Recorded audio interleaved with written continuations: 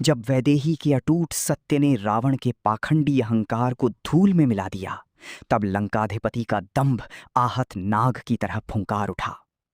क्रोध का तांडव। रावण के 10 शीश क्रोध की अग्नि में तपने लगे। उसका विशाल शरीर प्रकंपित हो उठा। म्यान से जब उसकी चंद्रहास तलवार बाहर निकली तो उसकी चमक से पूरी वाटिका दहल गई। बिजली की कड़क जैसी गर्जना के साथ वो चीखा, सीता, अज्ञान की सीमा लांघ चुकी हो तुम। सावधान, यदि 1 मास की इस अंतिम अवधि के भीतर तुमने मेरी शरण स्वीकार नहीं की तो इसी चंद्रहास से मैं तुम्हारा मुरुंड, शीश धड़ से अलग कर दूंगा। परंतु जनक नंदिनी टस से मस न हुई। उनके मुखमंडल पर न भय था न व्याकुलता। उनकी आंखों में केवल श्री राम के प्रति अनन्य अनुराग की ज्योति थी।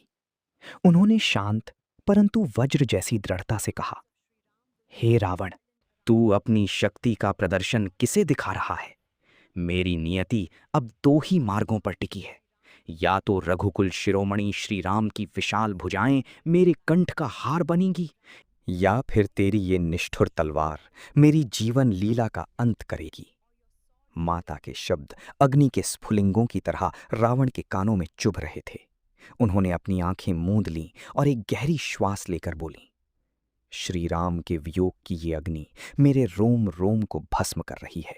यदि तेरी इस तलवार में वास्तव में धार है तो देर मत कर, प्रहार कर और मुझे इस असहनीय विरह की पीड़ा से मुक्त कर दे। और क्रोध से अंधा होकर रावण वध के लिए आगे बढ़ा, किंतु तभी मंदोदरी ने उसका हाथ थाम लिया। विवेक की प्रतिमूर्ति मंदोदरी ने शांत स्वर में उसे चेताया, स्वामी, रुकिए। एक असहाय और विवश स्त्री पर शस्त्र उठाना लंका के ऐश्वर्य और आपकी वीरता को शोभा नहीं देता। मर्यादा का उल्लंघन विनाश को निमंत्रण देता है। भयावह सन्नाटा। क्रोध की अग्नि को भीतर ही पीते हुए रावण पीछे हटा और अपनी भयानक राक्षसियों की ओर संकेत करते हुए आदेश दिया, इसे इतना डराओ, इसे इतनी प्रताड़ना दो कि इसके प्राण सूख जाएं और ये झुकने पर विवश हो जाए। रावण के भारी कदमों की धमक धीरे धीरे दूर हो गई। अशोक वाटिका में एक बार फिर वही भयावह दम घोंटू सन्नाटा पसर गया। केवल पत्तों की सरसराहट और माता सीता की सिसकियां शेष थीं। आशा की किरण। किंतु उस सन्नाटे को ऊपर से कोई देख रहा था।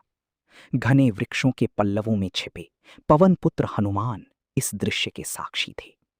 उनकी आंखों में करुणा और क्रोध का संगम था। आय के लिए प्रतीक्षा करें। पार्ट 11।